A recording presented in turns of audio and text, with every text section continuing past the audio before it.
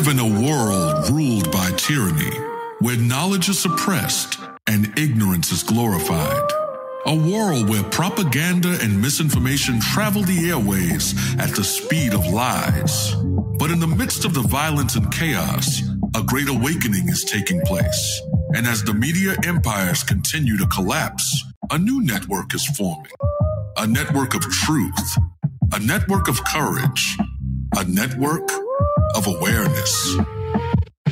Peace and greetings.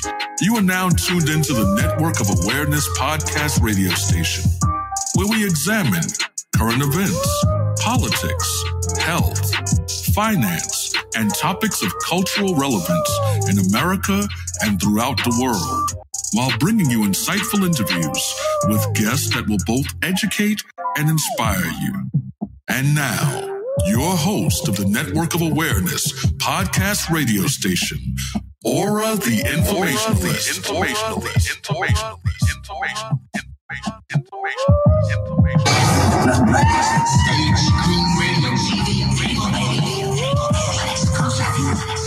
Please just tell me what's happening to me in plain English without the mumbo jumbo.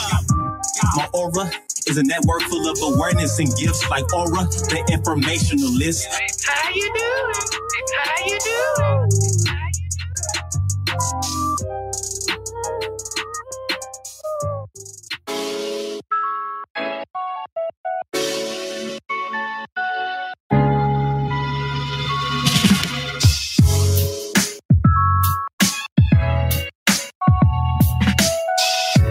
Peace and greetings, brothers and sisters from around the world. You're now tuned in to the Network of Awareness. I'm your host and founder of the Network of Awareness, or the Informationalist.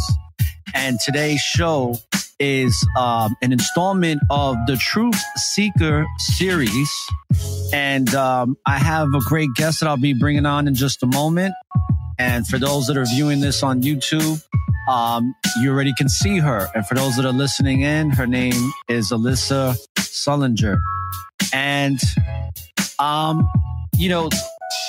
what we're going to discuss today with Alyssa is about setting boundaries. So, boundaries and barriers is today's episode. And let me tell you a little bit about Alyssa before we bring her on to the show, so you can get to know what she does and, what she's all about. So Alyssa is a licensed professional counselor turned entrepreneur. And after creating the Physio Life Transformation Program, which shows high-achieving professionals how to unstruck themselves from the hold of anxiety and walk them through how to build a life that is aligned with their values, purpose, and goals. She is serving in mental health for over 7 years, and Alyssa noticed patterns across different clients whose stories and pains point out to vary from one another, but all led her back to the same underlying causes of what she recognized in her clients, and that is that it's a broken foundation that kept them in the same self-sabotaging patterns. By the way, she knows a lot about narcissism too, just to let y'all know. Showing up to her therapy each week with the little improvement to show for it. So what Alyssa did is that she believes that although talk therapy is helpful and healing in its own right, transformational healing that goes from survive to thrive happens beyond 50-minute sessions. And Alyssa believes that facilitating change begins with a positive support system, as well as in aligning the body, mind, and spirit, focusing on mind-body connection and healing the nervous system. So, brothers and sisters, I hope that you enjoyed this episode on boundaries and barriers.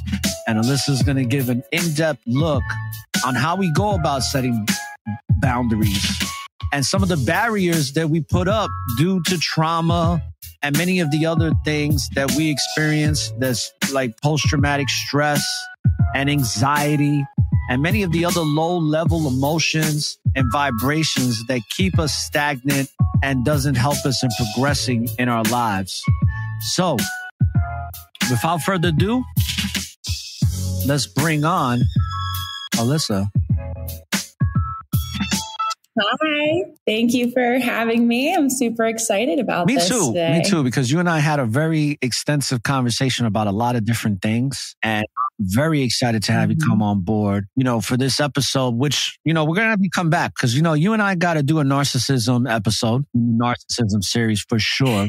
That's like must. But what we're going to talk about today is some of the work you do, but also about setting boundaries, because this is something that you really specialized in, right? But before we get into that, Alyssa, I just want the listeners to get to know you just a little bit more and hear it from you. What compelled you to get into this work? And was this something that you always wanted to do when you was a child? And if you could talk about that.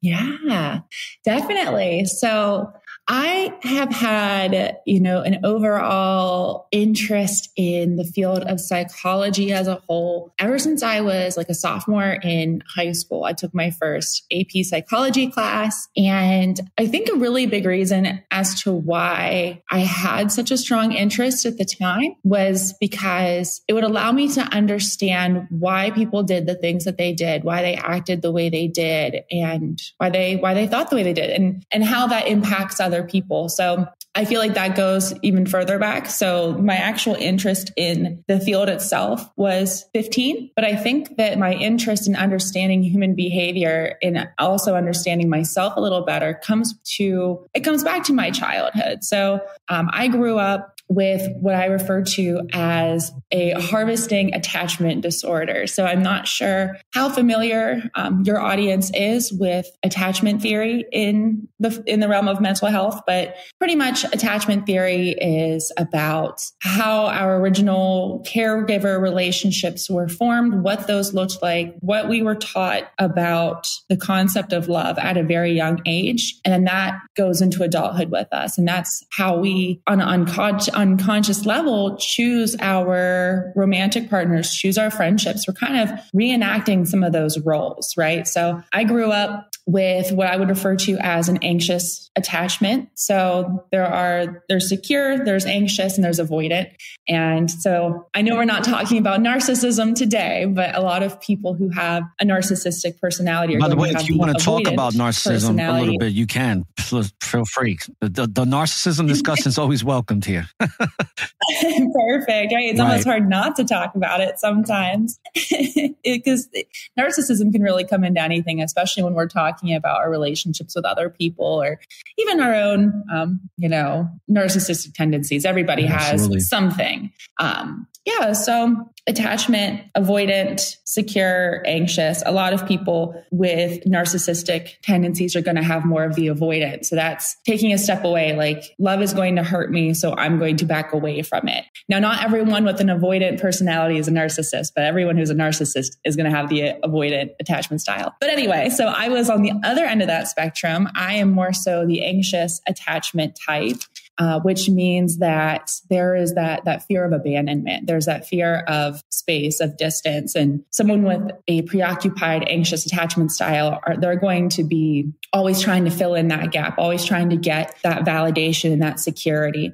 So the reason why I feel that I had grew up with that sort of attachment style was just because of the nature of some of the chaos in my house growing up. And, all of us had chaos. No childhood was completely unscathed. And that's not necessarily to even criticize parents. Everyone is just a human being, parent or not, trying to do the best with what they have. And so there's a lot of grace involved, but we know that that's okay still to admit what that looked like and how that actually impacted us. So whenever you grow up with an anxious attachment, typically there's going to be some sort of chaos or some sort of walking on eggshells, a little bit of inconsistency in what that relationship looks like with the caregiver. For me personally, my parents went through a pretty nasty divorce. They couldn't really handle their own emotions, let alone mine. And I was always naturally a very emotional, empathic, sensitive sort of person. And so even at a very young age, I wanted to almost take on that caregiver role for my parents and try to be that emotional, that solace for them. But in the process of that, my emotions weren't always validated. So I grew up telling myself that I had to put other people's needs ahead of mine because that's where my value and my worth came from. And that I should not always believe my own thoughts, that I'm not worthy worthy of validating my own emotions. So validate other people's emotions, but not validate my own. And you can see how that can become a recipe for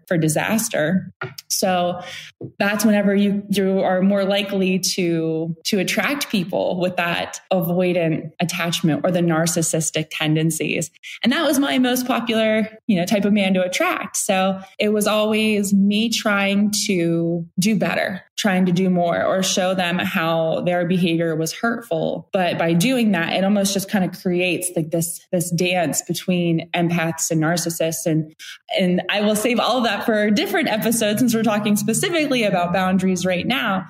But that was something that was really missing for me. For me, it wasn't, oh, this person isn't treating me right, I need to have a boundary here. It was, this person isn't treating me right, I'm doing something wrong and I need to fix this because the other person isn't going to.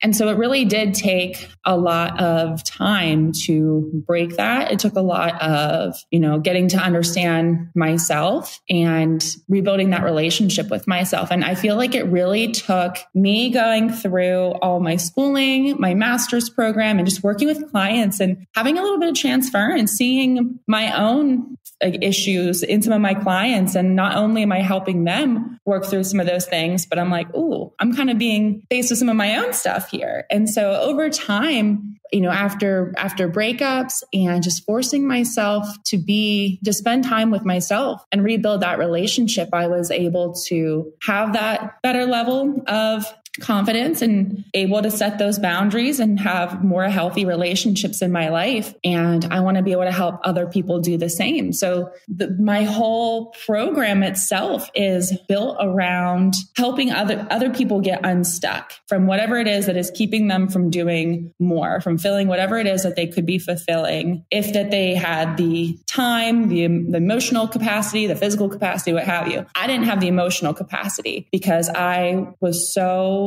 bogged down by what was going on in relationships that I wasn't able to thrive. I didn't allow myself to thrive. And so by creating this program, I'm helping other people unblock themselves in that way. And boundaries is one really big thing that we're going to touch on in that program. So really long-winded explanation, but yeah, I started off just wanting to understand my own reality better. A lot of times in psychology, research is me search. So I did that research. I did the me search, did the me work, and decided that I wanted to be able to help other people along that healing process. And like you already explained in the amazing intro that you provided, that therapy is great, but there are limitations to it. And so I'm creating this program so that we can take some of those aspects of therapy that are very helpful and very healing, but kind of create a full picture, more of a, not necessarily a holistic approach in the way that it's used now, but yeah, just using more techniques. I don't want to give everything away, right? But using more than just what you can do in a therapy session to overcome some of these things that hold people back, really, like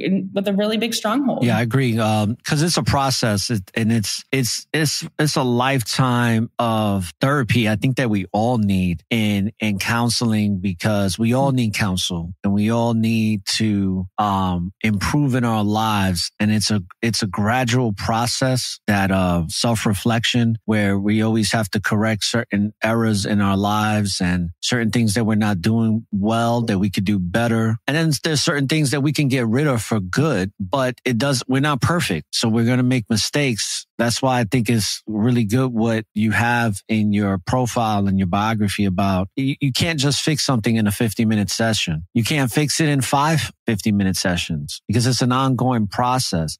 And whether the person's getting therapy or not, they still have to give themselves therapy and counseling and have those conversations with themselves where they really look into that mirror and take the time out to really evaluate who and what they are at the present time. And a lot of people are not willing to do that. A lot of people don't like to look at themselves honestly. They like to look at themselves with a lens that sugarcoats the way they perceive themselves. And then that's what makes them most of the time delusional. And that's a lot of what narcissists are, right? Because not only does it come from a deep sense of insecurity, there's usually something that stems from a childhood trauma. Like you were saying, none of us go unscathed. I know I don't. I was just like you, where very empathetic, didn't get a lot of emotional support as a child at all, really at all. Was neglected, abandoned a lot. I stayed over a lot of people's houses. That's why I developed friendships with friends more than family, just because it started out like that. And you always try, like, even to this day, it's not as bad as it used to be. And now that I've learned how to set boundaries in my mid-40s, I realized that for a long time, even when I was aware of it and I thought I had stopped it, I was trying to prove my worthiness to people, especially in relationships. So I completely understand. Can you let the listeners know kind of like where does anxiety, the disorder of anxiety come from, and like what causes anxiety to develop in a human being? And let me, let me turn my phone off because I noticed my phone just chimed.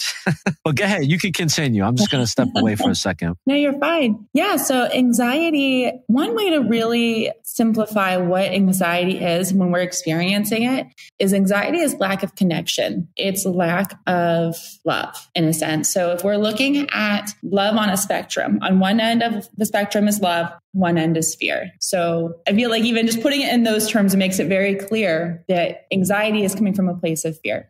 So physiologically, what is going on? It's the same exact process as, a zebra running through the jungle from the predator, from the lion. Half of our body shuts down. Half of our body is being activated. So the parts that are in charge of emotional reasoning, decision-making, digestion, those sort of things that keep our body flowing and like kind of in the constant tune-up sort of stage, all of that shuts down and we're just in survival mode. Because, if a zebra is being chased, it's not going to stop for, to grab a little snack or to use the restroom really quick. Like, no, it has one thing, one goal, and that is to survive. And its entire body now is only putting its energy towards survival. So what happens after the zebra makes it out of the way, out of harm's way, in the clear, it's going to pass the heck out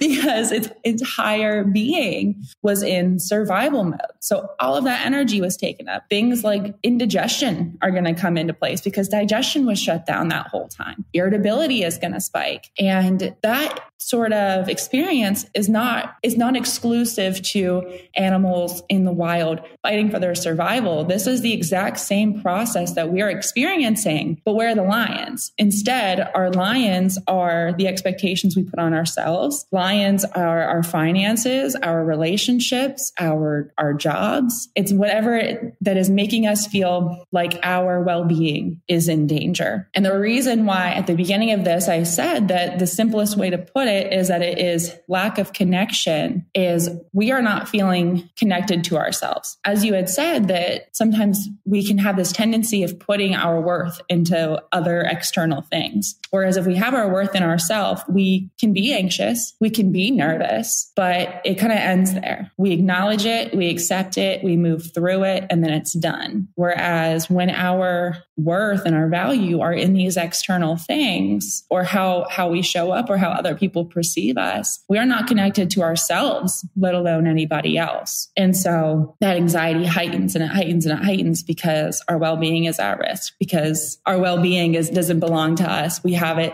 We allow everyone else to dictate what our sense of worth is. So that is my simple way of trying to describe what is going on when we're feeling anxious. And then sometimes we might not be fully aware as to why we're feeling anxious. And in those situations, it's because our body is remembering something that our brain is not. So childhood is a really, really good example. There's a lot of trauma that can happen in childhood, and we might not remember the things that happened to us. We might not be able to tell the story of what happens to us, but our body remembers. Our experiences are stored in our bodies. There are trillions of books written about it. One of the most popular ones is called The Body Keeps the Score. And that whole book is talking about how our body has things to say to us. And if we listen, then we can work through those processes. We can heal that. We can heal the anxiety that is flaring up that we don't really understand its roots. But if we continue to try to ignore it and suppress it, then it's going to come back louder, and it's going to come back in ways that we can't really control. So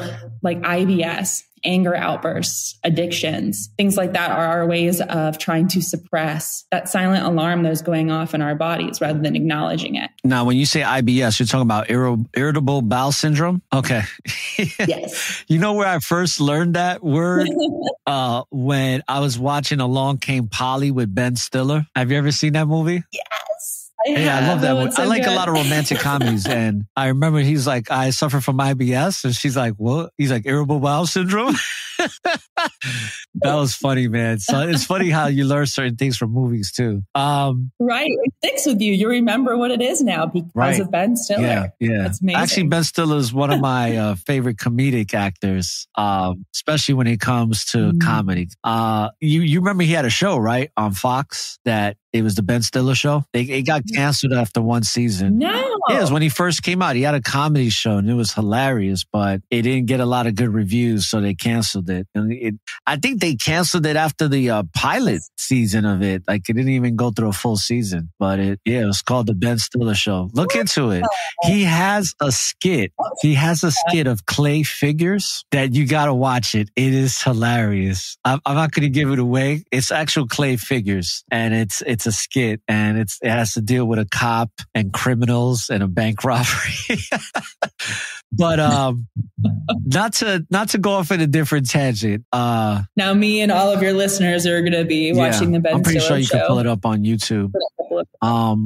What are some of the main contributors to anxiety today in America, in the United? I call it the United Shenanigans of America, by the way, on this show. Yeah. I love that. Oh, so there are a lot of contributors to anxiety, which is, shameless plug, a big part of what my program is about is, tackling all of these different things that contribute to anxiety. But I will say that I feel that one of the biggest contributors to anxiety in 2023 in America is just the societal glorification of burnout. We are in a society where if you were to walk up to, your boss or your coworker in the office and be like, yeah, man, I left at 5:00 when we were supposed to. I went home. I got 8 hours of sleep and, did some self-care. People are going to look at you like you're overindulging when really that's what it's supposed to be. We're supposed to be well rested. We're not supposed to be, we glorify like my blood is made of caffeine. My iced coffee is my lunch, you see that kind of stuff everywhere and it's so glorified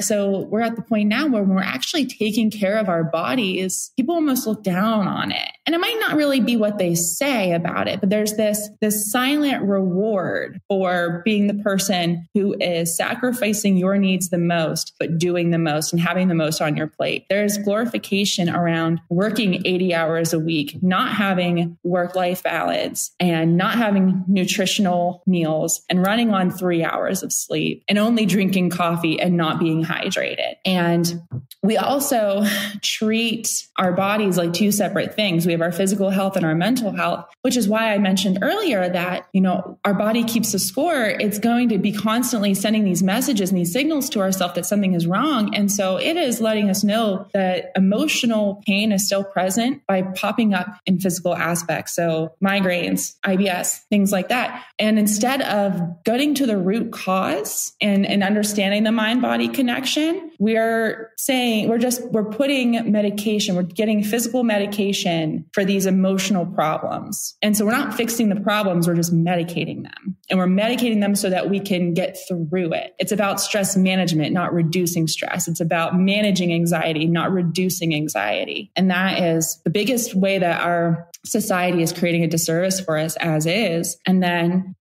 honestly, maybe, I don't know, maybe I'm a little biased because of this conversation that we're having, but not necessarily, but another aspect is boundaries, right? Because it's considered selfish to say, no, I have too much on my plate. I need to take care of what I need to first. I need my cup full before I pour into someone else's. And there's a lot of shame that can come from having boundaries. And sometimes that's external. Sometimes that's the shame we just put on ourselves. More often than not, it's internal. But I would say that those are the two biggest things. If we can have boundaries and if we can be fueling our machines so that they're running properly, that would give us a huge leg up on anxiety. But we're stuck in this culture where we don't do any of that. Wow, you said a lot there. Yeah. Yeah. Something you talk about, and I'm going to pull it up here, is how do we stick to goals? And I'm going to do a two-part question this because how do we set goals and how do we stick to them? So how can somebody set the goals and then stick to them? But before you even answer that, right? So I guess I should ask you this question. Why don't people stick to their goals when they do set them? One big reason that people don't stick to their goals is because of the beliefs that they have about themselves. So somebody, okay. I feel like I just touched on something there. That was an issue for me. And I'll give you a great example. When I was supposed to start this podcast before 2020, 7 years prior, I was supposed to start it. So we're talking 2014, right after my nephew died. And I was thinking about starting a podcast because I used to do radio back in 2006 and 7. So when I actually started the podcast on my Spreaker network, which is my publisher account, I did like 5 to 7 episodes. And every time I finished them, I scrapped them. So it was like I would pre-record on the studio app that I had at the time through Spreaker. They give you a free studio app. I recorded it and I was like, that's not good. I recorded another one, And then I started battling with that self-doubt of who's going to want to listen to me, which was crazy that I even thought like that. But it just goes to show where my mind was at because I had such a low perception of myself, even though I present myself to people as super confident, that sometimes people misconstrued and take as being conceited or being like thinking highly of myself. But what was interesting is that I didn't actually put out an episode until June. And it's when I first actually put my first episode was released on June 9th, where I finally said, I set these goals and I'm over here falling back on them. And then I finally did it. And the reason why I laughed is because it's one of those things where, when we're setting goals, it sounds so good when we when the idea comes to mind, right? And we're like, I want to do this. I set a goal to do this. But then when it actually comes to the work, that's the real challenge. And a lot of us get afraid from the goals that we set. And then we wind up not setting them. Yeah, exactly. There's sacrifice that comes with goal setting, and it's a good sacrifice, but wanting to be ready and being ready are two different stages. Because if you're someone who, your goal is to maybe lose a couple pounds or to exercise more, just as an example, you're going to have to let go of the part of yourself that enjoys, whatever it is that is keeping you from that goal. So if you want to be exercising more, but you really like to sleep in, you're going to have to sacrifice that part of yourself that likes to sleep in. If you're someone who wants to lose a couple of pounds and, you have your favorite buffet, these are arbitrary examples, but, you can't keep this part of yourself while also trying to keep this other part of yourself. If you want to be a public speaker, you can't hold tight and white knuckling the part of yourself that is shy and introverted. You have to be willing to release that version of yourself to step into the version of yourself that is going to reach these goals. And so when I say,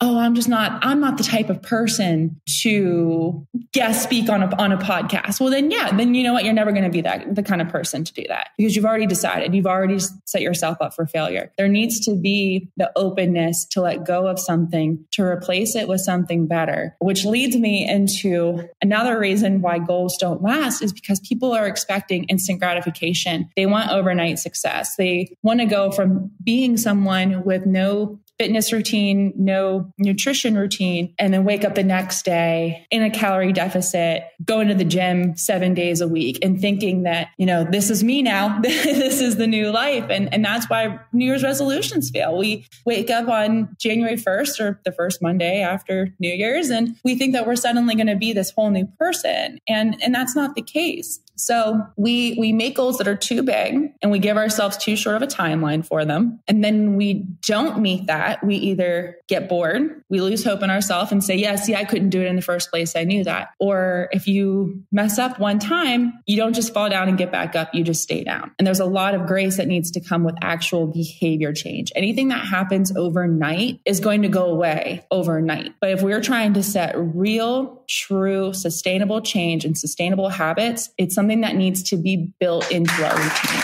And so it might take. No, it's true. And go ahead, continue, because I have a lot to say about what you're talking about right now. Well, yeah, I was just saying that, to actually wake up the version of yourself that masters all these things, it might be you a year down the road, but that time's going to pass anyway. It's how we choose to use that time. If we can't have instant gratification overnight, can we settle for, the little bits of change that are going to happen along the way? Can we promise ourselves to still put in that effort a year from now? Because that's when we're going to see the changes and that's when we're really going to benefit from it. And with that, I pass. You said something earlier in when you were describing this about that microwave society, that instant gratification, it's on steroids these days. And I'm seeing it a lot with the younger folks. And I mean, people that are younger than me, people in their early 30s, 20s, teens. It's like they become somewhat delusional from this as well, because they start doing things and they think that they are what they're doing, but they're not making the proper sacrifices and taking the proper patience to put in the time to work on their craft or whatever it is that they're doing to become exactly what they set out to do and to become, whether it's to be a musician, whether it's to be a cook, a chef, anything you could possibly think of, an engineer. And it's like now we have a society that has a lot of different resources technologically to where you can do certain things now from home that you couldn't do 30 years ago, where you had to actually go somewhere. But now you can learn how to play a guitar at home. And then you can be like, hey, I'm a musician. I play the guitar. And it's like, and it's like, you're not a good guitar player, bro. And they're like, but yeah, I play the guitar. I just put out like 3 albums. And you're like, those 3 albums suck, bro. Like that's not really playing the guitar. You're not really going about what you set out to do the right way. Then they'll actually see a real guitar player. And if they're honest with themselves, because a lot of these people are delusional, they'll actually see a guitar player and be like, that's when they have to have a coming to Christ moment where it's like, oh, I'm not really a good guitar player. I'm not really a guitar player at all. Because then they see what a real guitar, but what they also, and this is the problem with the microwave society of today, is that we glorify people's stories, especially when it comes to celebrity, which I don't believe in celebrities. I don't think that somebody should be praised because they know how to dunk a ball into a basket or because they can sing really good. Because there's plenty of people that can do these things, that it's just a skill set. Doesn't mean that we got to venerate these people for that. But when it comes to what I'm talking about, people don't have the patience to really pursue what it is that they're doing. And what happens is when they glorify these celebrities, they're not showing you the backstory of all the things that they had to go through in their life in order for that stuff for them to get to the level that they're at. They don't show you all the failure, because that's what people really have to understand, is that we're going to fail. When we set goals, we fail on the quest to achieving the goal. But we don't stop because it's just temporary. But it's also a learning lesson to say, okay, I'm not supposed to do that now. I learned what's not to do, and I learned some things to do that actually work. And that's the beauty of the journey. It's not really the destination to where the goal takes you. It's the process in achieving the goal. And it's something I talk about a lot because I've achieved a lot of goals, especially in the professional environment. And it's like, once I got to the goal of reaching it, like I got the prize, I was like, that's it.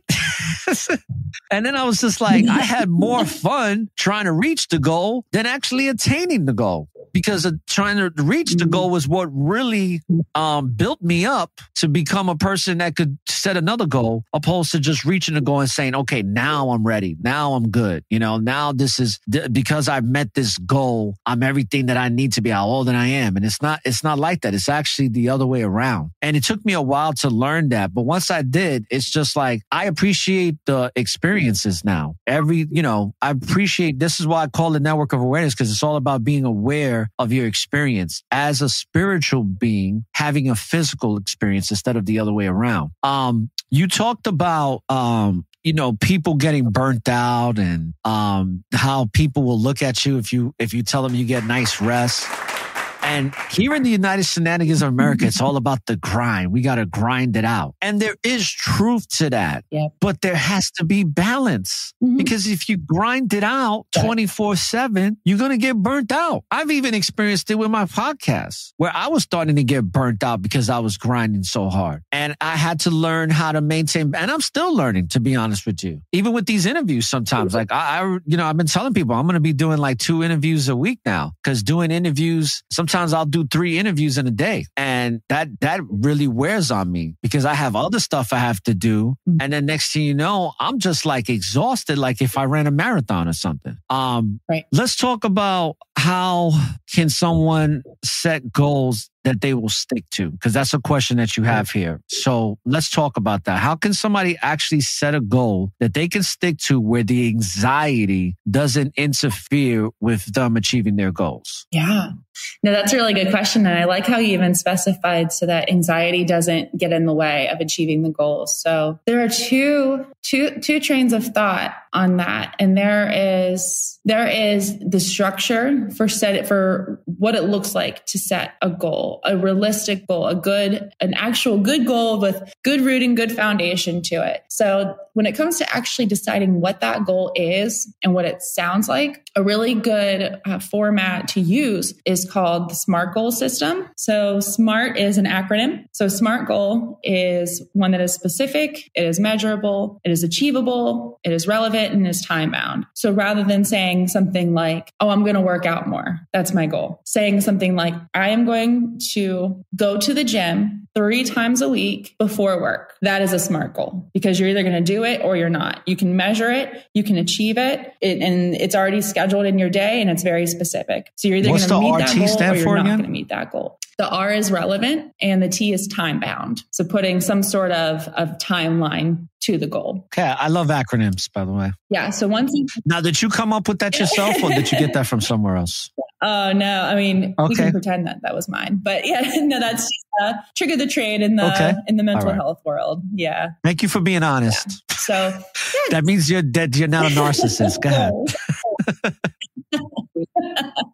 Love that. But yeah, so because if you just say, I'm going to work out more, there's nothing holding you accountable to that. There's nothing measuring what is more, where are you at now? What is more? And so whenever we're just like, oh yeah, I'm going to do that more, there's no start date. There's no checking the box at the end of the day. Because you can say, oh, well, I'll do it. I'll figure it out tomorrow. I'll do, and then you push it off and there's no consistency. But if we have the SMART goal, you're either achieving that goal or you're not, which then the fear comes in around goal setting. Like you said, trying to get around anxiety to set goals. Another thing that I had mentioned before is that we make our goals too big. So we make them too big. They're too lofty. And either we're too afraid to even leave the starting gate to try to reach that goal because we're like, okay, well, if I don't start yet, I can't fail. So I'm just not going to start yet. I'm going to put it off because it's too scary. Or we do fail and it's like, well, there goes that. I guess that's not happening anymore. I'm not the type of person. I don't have what it takes, etc. The best place to start is setting a goal that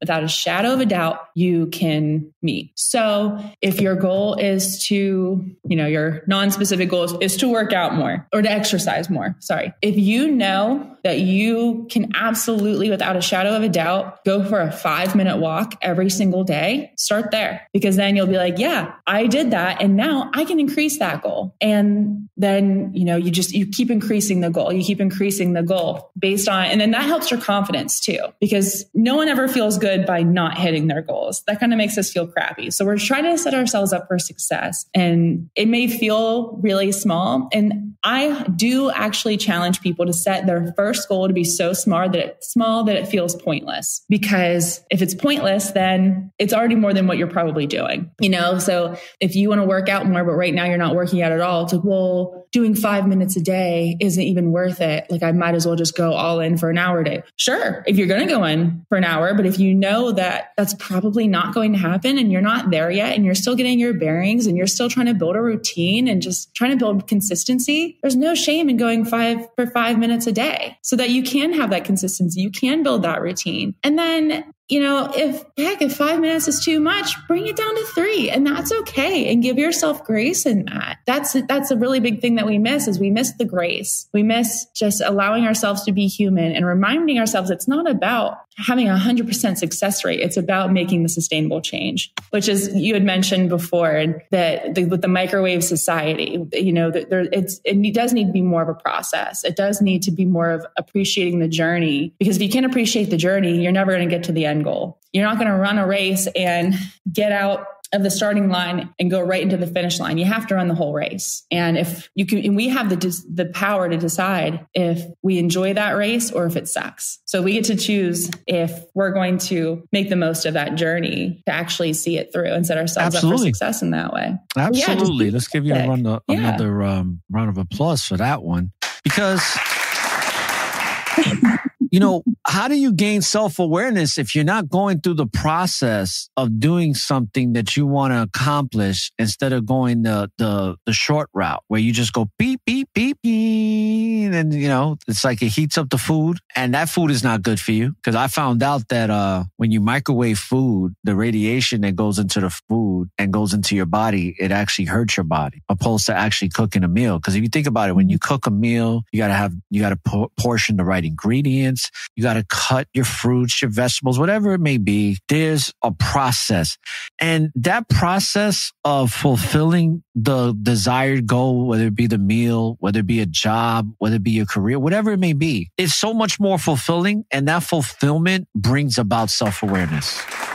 It's like, this is what I'm capable of doing. Opposed to these microwavable mutants that are out here that are just trying to get the quick fix. There's no fulfillment in that. And if it's what I call the temporary satisfaction. It's a temporary sensation. It is so temporary in the way that you receive the satisfaction from it. I had a guest call it an orgasm. It's like it comes and then it goes. You know what I mean? And there is a way to have that sensation last longer, in the sense that if you put in the proper effort and time in developing it, like being in love with a partner or having love with a partner, it sustains by putting in the work instead of just, doing like a one-night stand. You know what I mean? It's not going to work out that way. It's going to feel good for the moment, but it's not going to be long-term, because the long-term comes with certain struggles, pains, and failures, and ups and downs, but it's the whole process. It's not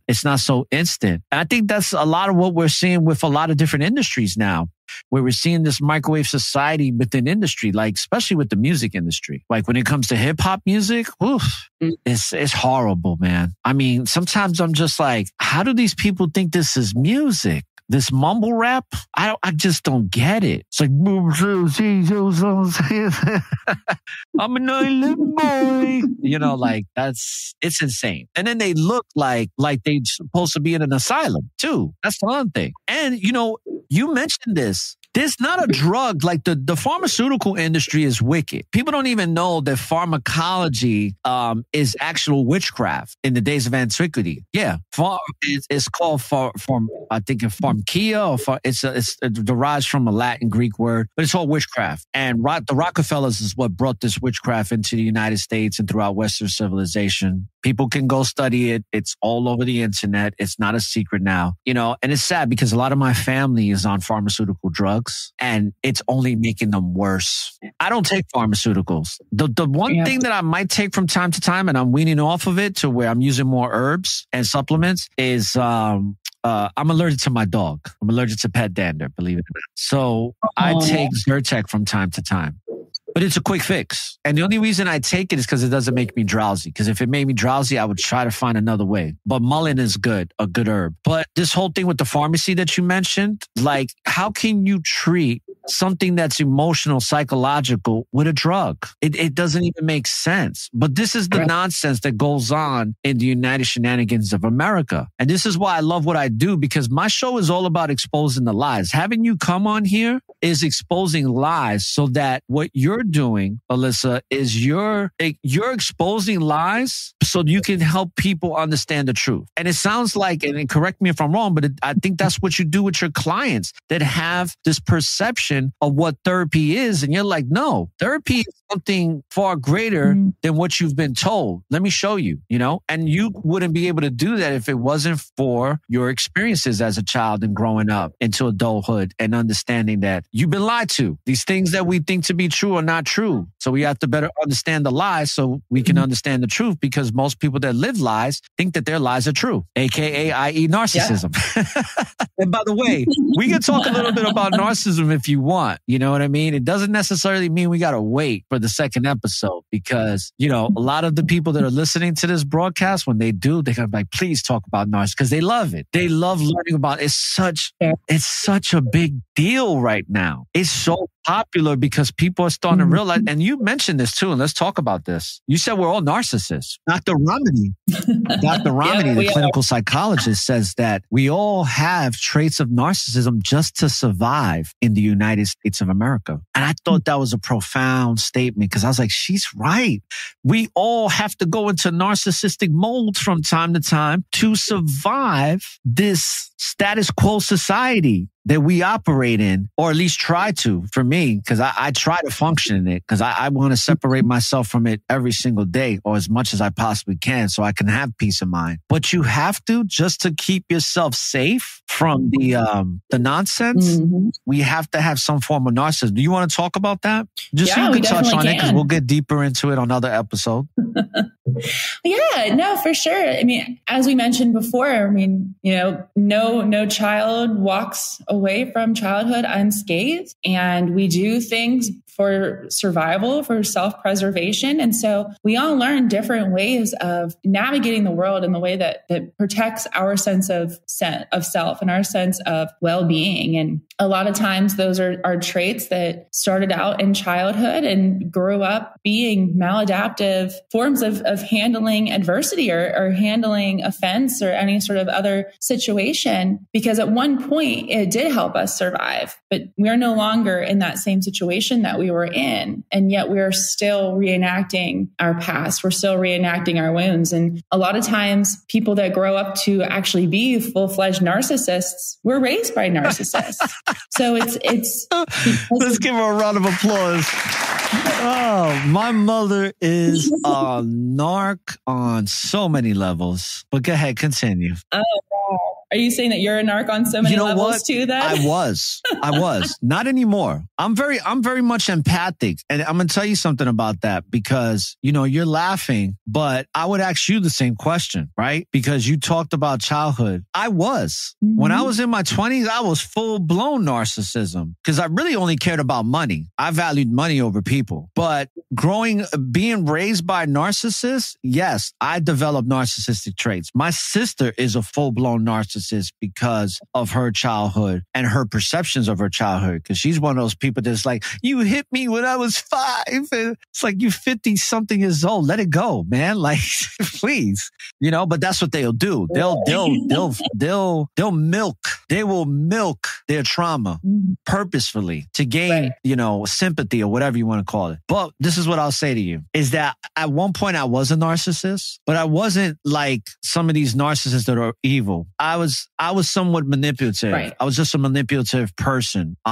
It's what made me really good in the sales industry too. The thing is that what I was having a battle with was the empathetic part of me that was the true me. And I was like, this narcissistic me is trained. It's because I've been in survival mode with a mother who was criticizing me to present day. I have a mother that criticizes me to present day, and I'll just give you a basic. I won't go too deep into it, but it's like, if I gain too much weight, which I've never been fat in my life, but my mother would be like, oh, you're kind of fat. You need to lose some weight. And then if I lose weight, she's like, oh, you're really skinny. You need to eat more. Like this is crazy. Never satisfied. And going through that as a child, I had to battle with trying to hold on to that empathetic side and have it emerge and have it be the dominant force within my spirit and my character and what type of person person I was, because I knew that I wasn't like this person. I knew it didn't feel good. And I did. I'm more empathetic now than I ever have been in my life. And there's a lot of reasons for that. And it's been like that for a long time. But when you made that comment, I was like, is she trying to throw a jab at me or something?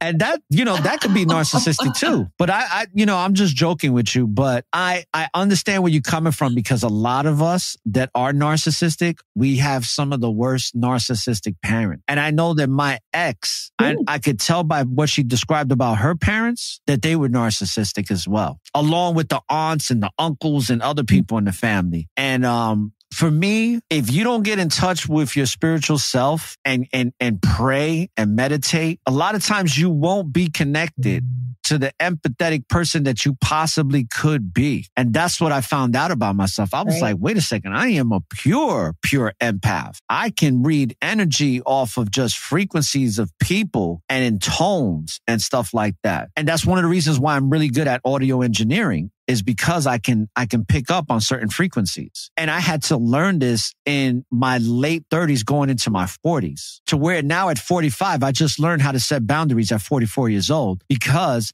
I was in a relationship with a full-blown malignant covert narcissist. So yeah, that's a long-winded, that's a long-winded response to your comment. Because I was like, wait a second, she trying to say I'm narcissistic? But I knew what you meant by it, But I had to say that, because it's like, it's real, man. It's real to have to look in the mirror and be like, wait a second, what am I doing here? And what I realized when I was in my late 20s, early 30s, and I didn't really understand narcissism for what it was, but I was like, based on this criticism, and it wasn't just my mother, it was my stepfather always putting me down, always making me feel like I wasn't good enough. There was always this spiritual presence. I say it's God, it's the Most High. It was always like, he's full of crap. What he thinks about you is so far from the truth. And then I would listen to that inner voice and be like, yeah, F this dude. Like, he ain't nothing. Like, get out of here. And, that led me down a dark path to selling drugs to get out the house and make money and all that. But it's all part of this journey that's led me to where I'm now, where I'm like, no, I am a beautiful soul. I've had enough people tell me that. I've had enough people tell me that I've been a blessing to their life. So I'm going to gravitate to that than thinking of myself less than, because I've been criticized so much, even to present day, to where when I'm criticized now, right? Because, a lot of our parents don't change. They still treat us the same way they treat us when we was 10. Now it's just like I take a deep breath and I'd be like, Lord, give me the strength to deal with the things that I cannot understand, or I do understand, but I just got to deal with it, because there's sometimes, man, where I still battle with this, where there's sometimes I want to completely disassociate myself from my family, and I know that I can't do that. It's not the wisest thing, but I do separate myself from them in a healthy manner. And it's probably been the best thing I could have done. But I don't want to have a therapy session with you, because I feel like I'm laying on the couch and being like, Alyssa, when I was 15 years old, my mom told me that she didn't love me. So, yeah, because how does that make me feel, right? Yeah. And it's like, I bet you if we did have a therapy session, I would probably unload, at least from the ages of like 7 to 14 years old, a ton of stuff that I can remember. But you know what? It's made me the man I am today, because it makes me resilient. I excel under pressure because I've been exposed to pressure since I can remember as an early child. And that's that fight or flight, where I had to fight to maintain sanity. Just like what Dr. Ramani said, we have to have forms of narcissism just to survive in this toxic society that we live in. Yeah. Yeah, no, absolutely. And to answer your question as well from a little bit ago, yeah, I mean, I definitely, and to this day, I'm sure if I were to look through, a checklist of symptoms of narcissistic personality, I'd probably be able to say, oh, I might have engaged in that one, last week whenever I fought with my partner, or, we definitely have those moments where we do kind of indulge in some of those parts of ourselves. But for me, I would say that the biggest time in my life of kind of carrying some of those tendencies with me on a more regular basis was, I don't know, like maybe high school, even like early college. I think maybe it was like that point where I was still kind of receiving some of that invalidation that I received a lot as a child. Like I said, I was a very sensitive and emotional child. So my grievances were not always met with emotional support. A lot of times it was, oh, Alyssa, you're so dramatic. Oh, Alyssa, you're so sensitive and dramatic. Oh, Alyssa. And then just me being upset would give them more fuel to make fun of me. And then of course, if someone's making fun of you for being upset, you're going to get upset. So then it was a cycle. It was like, it was horrible. And so I feel like I got to that point where I was still obviously the kid, but less of being the little kid that didn't have as much control, having more control over my environment, my social settings and whatnot. And I got to a point where I remember just being very defensive, and I would make up any elaborate story rather than just say, yeah, you know what? I was wrong, and like, I'm not even saying like I did something to hurt someone. I'm saying maybe I thought that we were hanging out on Wednesday instead of Thursday. Instead of saying, oh yeah, you know what? I was wrong. I had the dates confused. I would come up with some excuse as to why it was totally valid and understandable for me to get those dates wrong. And it sounds so silly. And it is. It's so silly. And especially now I feel like I've gotten to a point in my life where whether it's something as trivial as that or actually like hurting someone, even if it's unintentional, people are going to have so much more respect for you being able to acknowledge what you did wrong or acknowledge your mistake than they will ever be able to respect you trying to cover for your mistake. And I think that whenever I realized that in life was whenever I was able to say, okay, it is safe to make a mistake. It is safe to get things confused because, right, like as you've mentioned, people who are narcissistic, they don't have that sense of safety within themselves. It's all external and it's all this facade of being this very confident person when really there's no confidence to be found. And so if you are just walking around with this inflated sense of self that's not real, it's really easy to poke holes and deflate that. And so you're going to feel like extra like protective of that. And you're going to have those guards up tenfold. And that's definitely where I was at one point in my life, where those tendencies, and of course, we're all going to have those tendencies pop up here and there. Now it's just a matter of being able to hold ourselves accountable for it, to try to lessen the frequency, or to acknowledge it, to say, you know what, hey, I messed up and I shouldn't have done that. And that's what makes the difference between making a mistake and being narcissistic. Boy, I hope people are taking notes on this one, because you're hitting on so many different things that people really need to process in their minds and pay heed to the message and start applying it, because accountability is a huge thing. It always has been, but it's more important now than ever because we live in a society where there is so much lack of accountability. There's so many excuses. And that's what a lot of narcissists do. They'll give you an apology with an excuse. Or I'm sorry that you feel this way. I'm sorry that you feel this way. But, and I had to respond to a narcissist like this. That a narcissist accused me of something that I didn't do to them. And just to shut them up, I was like, listen, I'm sorry you feel that way. I'm sorry you think I did this to you.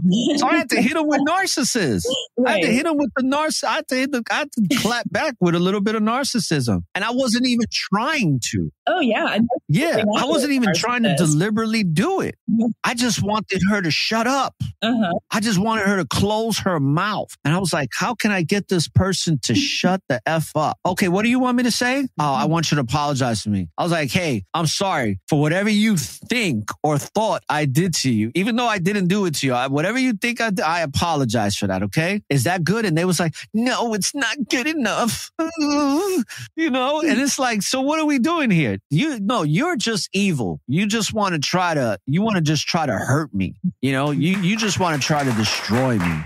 And it's crazy how a lot of narcissists won't feel satisfied until they take you out, until they have to see you completely be distraught to the point where you're just like, please help me. They'd be like, hey, I can help you. They want to destroy you. So then it's like the government. It's like they create a problem, they get a reaction, and they bring you the solution. It's like, we live in a very narcissistic society in almost every aspect of our lives, where it's that constant manipulation of lies upon lies. That's why I have a Legacy of Lies series, because that's all we live in. This whole country is based on a legacy of lies. I have a family member that I talk about that still believes that Benjamin Franklin discovered electricity by finding a kite with a key. Okay. And by the way, I hope you don't think I hope you don't think. I don't know what you're going to say instead, but I'm open. For somebody to still think that Benjamin Franklin discovered electricity when he flew a kite in the air and with a key, and it's like, wow, man, I got to shake my head and be like, okay, and this is why I said I could talk to you for a long time when we first spoke about this, because it's such a crazy topic. But what I want to talk to you before you go, is boundary setting, right? The topic of discussion. I had a lady come on, Donna Tangian, and she heard a quote saying that boundaries are not necessarily barriers, but doors that you allow people to walk in and set certain conditions to welcome in them to the door. And she was like, so if you're going to walk into my door, understanding what you're coming into and respect that. Because if not, you can't come in. And I thought it was great. A lot of people responded to that comment. She didn't take credit for it. She said she heard it somewhere. But in regards to all that, what advice, what suggestions from your professional career, your personal experience, everything that you culminated to present day, what advice can you give to people on how to properly set boundaries in their relationships with others? Yeah, that's a really good question. So first, I think that a big reason that we struggle to even set boundaries in the first place is because people pleasing is such a natural tendency. We need people to survive. And as a child, you need your caregivers to survive. As an adult, you need to make your boss happy in order to get a promotion. You need collaboration. You need to make other people happy in order to have success. But it becomes excessive when it's second nature. And whenever we are depleting ourselves or taking time away from the things that are that matter to us, the things that are meaningful to us, in order to fill up someone else's cup. Now, of course, it's always great to do a favor. I'm not saying that it's 100% unacceptable to ever put someone else's needs above your own, because that's not true either. But we end up growing resentment. We're angry and resentful because people are not abiding by boundaries that we're not even setting. So a great place to try to start setting boundaries first is with yourself. And we don't really talk about what that looks like in terms of setting boundaries with ourselves. But a lot of people are very uncomfortable with the idea of setting boundaries with other people. And first of all, I do want to specify there that just because something is uncomfortable doesn't mean that it's the wrong decision. But I feel like there's so much that we can say about how to set appropriate boundaries. And I feel like a lot of people also, they set boundaries if it's okay with the other people, which then you're not setting a boundary. You're just throwing out, a suggestion like, I don't want to talk about this topic anymore if that's okay with you. It's like, well, you're not really setting a boundary. A boundary needs to be followed through on. And whenever we're not following through on a boundary, then people aren't going to respect that boundary. And then that's whenever we're not being consistent and we're resentful and we're just having a lot of issues in our relationships. And like you had mentioned with that quote, that boundaries isn't about keeping people out. It's about having rules of living and rules of what it looks like to be a part of our environment. So, and setting boundaries is not to change someone else's behavior. Boundaries is holding ourselves accountable to a way of living. It's our way of showing ourselves respect and holding our own behaviors accountable. And we just respond to others. So rather than saying, hey, don't talk about that in front of me, you can say,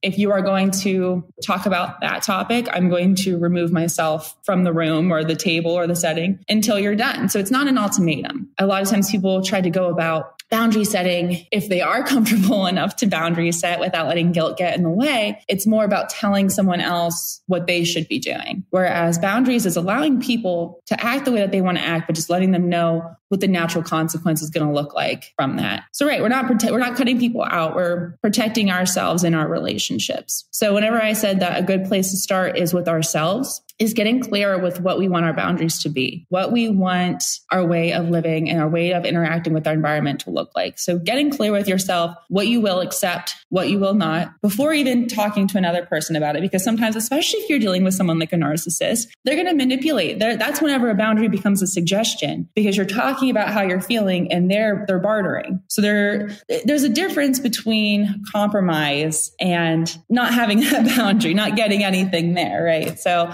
getting clear on what you will accept and will not accept before even having a conversation with someone else. Because it doesn't have to do with anyone else. It doesn't matter. It doesn't matter if it's the neighbor across the street or your friend from work.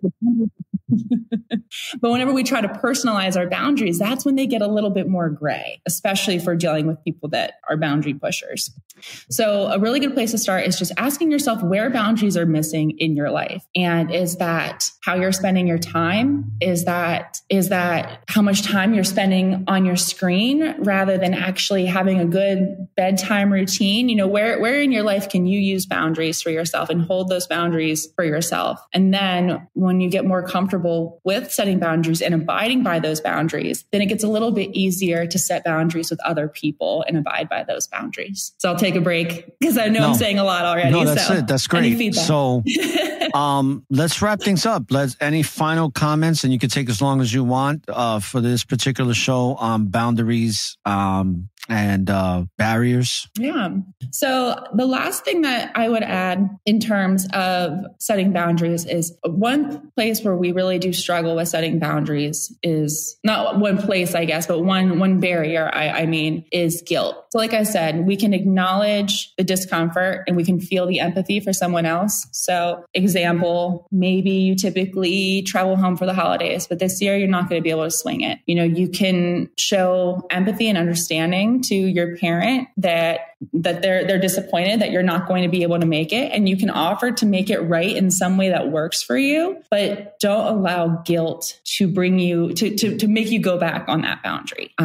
Like I said, discomfort does not mean that we're making a wrong decision. I feel like we've gotten to a point in society where we started to program ourselves just to think if something is uncomfortable, then it's wrong. And that's not true. And so whenever we kind of get into that place of feeling guilty and trying to remind ourselves that we should still progress on anyway, that comes down to our why, our vision, our goals, our value, our purpose, whatever it is that is the foundation of wanting this behavior change. We got to remind ourselves why we're doing this in the first place. And that is going to fuel that motivation to keep the boundaries up, even whenever guilt gets in the way. And the more that we just practice setting boundaries, the easier it gets. So it can be a really small boundary. It's okay. Same with the SMART goals we were talking about before. It doesn't need to be, I'm going to work out 7 days a week for an hour. It can be, I'm going to walk around the block for 5 minutes, 3 days a week, because that feels like a really good place to start that I'm going to be able to keep up on. Boundaries is the same way. Find a boundary that feels comfortable to set right now, and just keep exposing to boundary setting until it becomes more of a practice. All right. Yeah, that's all I've got. Okay. Well,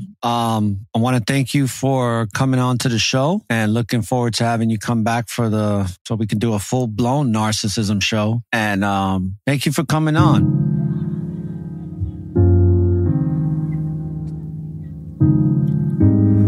All right, brothers and sisters, I hope that this episode on boundaries and barriers with Alyssa Sullinger gave you great edification. I know it did for me. And just remember that it's important to be self-aware and understand what's going on within inside of you.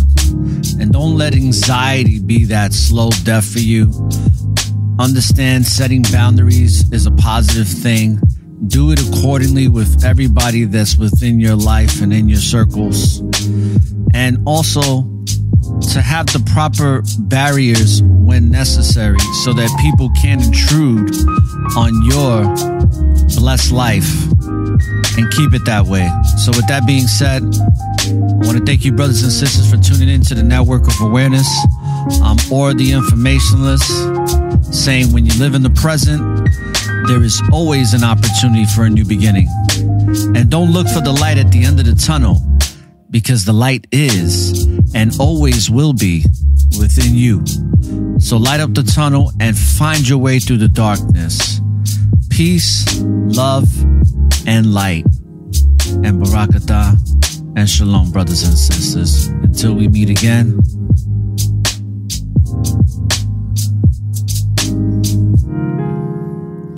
all praises to the Most High.